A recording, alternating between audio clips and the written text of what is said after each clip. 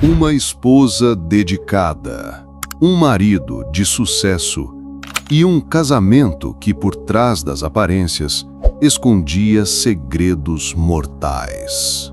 Em 2012, o Brasil parou para assistir ao desenrolar de um crime que parecia saído de um roteiro de cinema. O caso Elise Matsunaga, uma mulher que matou, esquartejou e ocultou o corpo do próprio marido. Mas o que realmente aconteceu dentro daquele apartamento de luxo? Foi premeditação ou um ato impulsivo de desespero? Elise Matsunaga nasceu em Chopinzinho, no interior do Paraná. Criada em uma família humilde, sua vida parecia seguir um caminho simples, até que, na juventude, tomou decisões que mudariam para sempre seu destino. Em busca de independência, deixou sua cidade natal e foi para São Paulo, onde trabalhou como enfermeira e posteriormente como garota de programa de luxo. Foi nesse cenário que Elise conheceu Marcos Kitano Matsunaga, um empresário milionário, herdeiro da Yoki Alimentos, uma das maiores empresas do setor alimentício do Brasil. O romance entre os dois começou intenso e rápido, mas o que parecia um conto de fadas logo se tornaria um relacionamento marcado por desconfianças, traições e tensão constante. No dia 19 de maio de 2012, Marcos não apareceu para compromissos importantes. Familiares e amigos começaram a estranhar. Ao mesmo tempo, vizinhos relatariam ter ouvido discussões vindas do apartamento na noite anterior. No dia seguinte, partes do corpo de Marcos começaram a aparecer, dentro de sacos plásticos, abandonados às margens de uma estrada em Cotia, na Grande São Paulo. A brutalidade do crime chocou a todos. Quem poderia ter feito algo assim com um empresário tão influente? Logo, a investigação revelaria um detalhe estarrecedor. A principal suspeita era sua própria esposa, Elise. Mas, para entender o que levou Elise a cometer um crime tão bárbaro, precisamos voltar no tempo e mergulhar na intimidade do casal. Um relacionamento repleto de luxo, controle e segredos sombrios. Marcos e Elise se conheceram em 2004. Ele estava casado com outra mulher e ela era garota de programa. Segundo Elise, Marcos tentou matar a primeira esposa, com quem já tinha uma filha. Você não teve receio de morar com ele? Tive um pouco.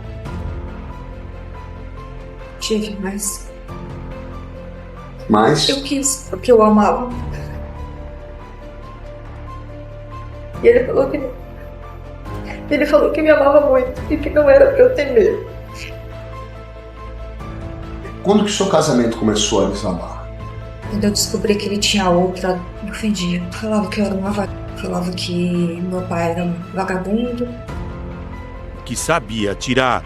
Quantas armas você possui em seu nome, Elise? 4. Ele saía, não dava muita bola. Eu acreditei que era por causa do trabalho, mas depois eu achei que estava alguma coisa estranha. Na época dos fatos, eu me encontrava trabalhando numa das equipes da Divisão de Homicídios, do Departamento de Homicídios e Proteção à Pessoa do DHPP, quando eu fui chamado na minha divisão pelo meu superior hierárquico e falou para mim que estava chegando um caso que ia dar repercussão pelas peculiaridades que existiam dentro do caso. O romance entre Elise e Marcos começou em 2004, quando ele, então casado, contratou seus serviços como acompanhante de luxo. A conexão foi imediata e o envolvimento intenso. Em pouco tempo, Marcos pediu o divórcio de sua primeira esposa e assumiu publicamente o relacionamento com Elise. Com o casamento, Elise trocou sua vida simples por um universo de extravagância. Joias caras, carros importados e viagens para destinos paradisíacos. O apartamento do casal, localizado na zona nobre de São Paulo, era digno de capa de revista. Mas por trás das aparências havia algo sombrio. Amigos próximos relatavam que Marcos era controlador e ciumento. Ele monitorava as roupas que Elise usava e até suas saídas de casa. Ao mesmo tempo, mantinha encontros extraconjugais, algo que Elise sabia e guardava para si, até certo ponto. A tensão cresceu quando Elise descobriu que Marcos voltara a se encontrar com outras mulheres, possivelmente até com garotas de programa. Para ela, aquilo não era apenas traição, era humilhação. Em 2011, nasceu a filha do casal. O momento que poderia ter unido a família, na verdade, aprofundou as fissuras no relacionamento. As discussões se tornaram mais frequentes, muitas vezes motivadas por questões financeiras, ciúmes e desconfiança mútua. Com o passar dos meses, Elise começou a se sentir presa numa vida em que o luxo não compensava a solidão e a insegurança. Ela tinha consciência do poder que Marcos exercia, não só sobre ela, mas sobre o futuro da filha. Em maio de 2012, Elise contratou um detetive particular para seguir Marcos. O resultado da investigação foi devastador. Novas provas de traição. Na noite do dia 19, Marcos chegou em casa sem saber que a tensão acumulada ao longo dos anos estava prestes a explodir em violência. E então, naquela noite, entre discussões e acusações, algo aconteceu. Algo que mudaria para sempre a vida de Elise e chocaria o país. A seguir, vamos reconstruir minuto a minuto o crime que parou o Brasil. Elise se casou em 2009 com Marcos, que era diretor e herdeiro da empresa Ioki. O casamento foi celebrado por um reverendo da igreja anglicana, que dava conselhos ao casal. Ele chegou a ir ao apartamento de Elise e Marcos para abençoar o imóvel, mas era tão grande que o reverendo precisou buscar mais água benta. Descobri que estava grávida. Falei para ele, e aí ele pediu perdão, que ele não ia fazer mais. Logo depois que ela nasceu, alguns meses, ele começou a se afastar. Quantos meses? Ela tinha uns 6 meses. Ele era agressivo, grosseiro. Agressão, que é verbal? Isso. A polícia tomou conhecimento do encontro de partes de corpo ou corpos humanos na região de Cotia. 19 de maio de 2012. Era uma noite fria em São Paulo.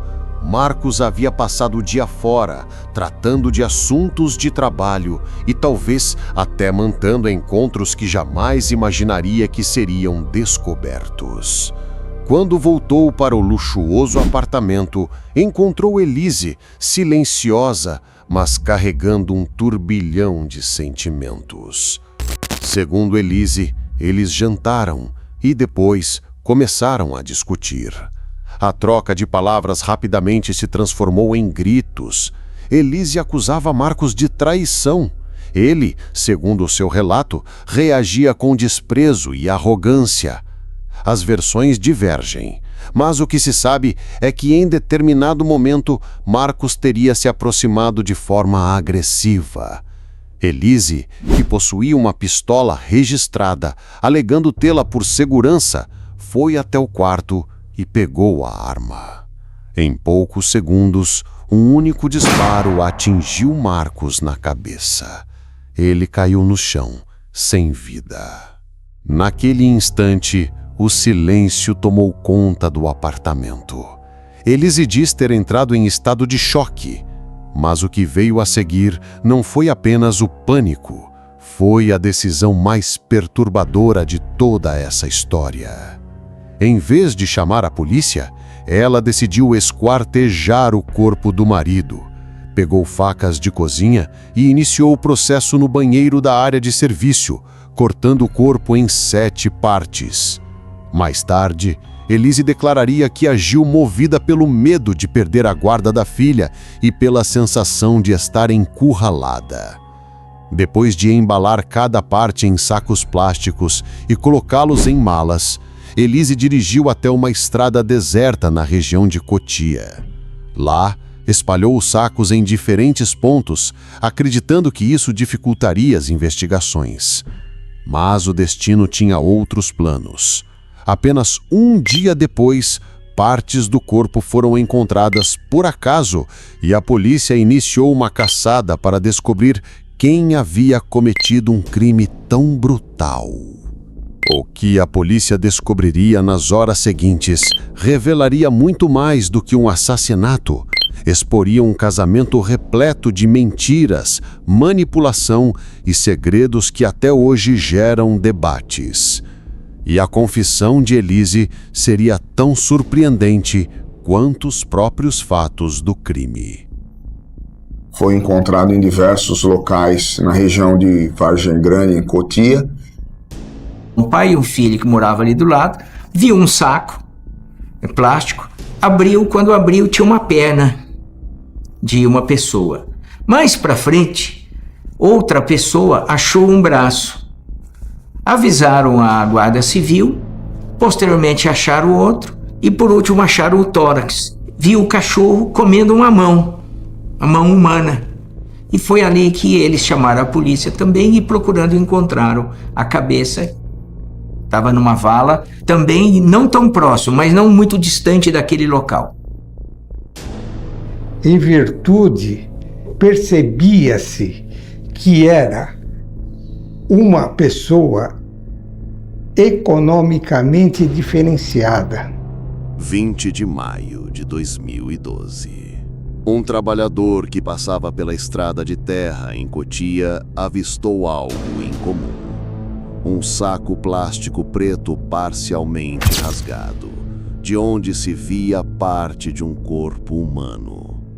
A polícia foi acionada imediatamente e logo encontrou outros sacos espalhados nas proximidades. Peritos constataram que se tratava de um corpo esquartejado em 7 partes. A brutalidade chamava a atenção, mas um detalhe ajudaria a investigação. Os sacos usados eram do mesmo tipo que poderiam ser encontrados em qualquer supermercado ou apartamento. No mesmo dia, familiares e colegas de Marcos foram contatados. Todos confirmaram que ele havia desaparecido desde a noite anterior. A polícia foi até o apartamento do casal, onde encontrou Elise, calma, com a filha nos braços. Inicialmente, ela alegou que não sabia do paradeiro do marido, mas os investigadores desconfiaram de inconsistências na sua versão. Câmeras de segurança do prédio mostraram Elise saindo com malas na madrugada, sozinha, e retornando horas depois, sem elas. Dentro do apartamento, peritos encontraram vestígios de sangue na área de serviço e no quarto, apesar de tentativas de limpeza. Mais tarde, laudos mostrariam que a arma usada no crime estava registrada em nome de Elise e, para completar, imagens de pedágios registraram o carro dela, passando na rota exata onde os sacos foram encontrados. Diante das provas, Elise foi interrogada e então quebrou o silêncio. Admitiu que matou o marido, alegando legítima defesa. Disse que, durante a discussão, Marcos teria se aproximado de forma ameaçadora e que, em pânico, pegou a pistola e atirou. Ela também confessou ter esquartejado o corpo, justificando que temia perder a guarda da filha e não sabia como lidar com a situação. Sua frieza ao descrever o ato impressionou até os investigadores mais experientes. Mas, afinal, foi mesmo legítima defesa ou Elise planejou o crime? No julgamento, os detalhes apresentados pela acusação e pela defesa dividiriam opiniões e gerariam debates intensos sobre violência doméstica, traição e justiça. Quando o laudo que traz a causa-mortes é apresentado, resultante da autópsia, nós tivemos uma grande surpresa. Porque até então acreditava-se que a morte teria se dado pelo disparo de arma de fogo. Além do tiro, a causa-morte deu asfixia por sangue aspirado em ambos os pulmões. O indivíduo, quando está morto, ele não respira.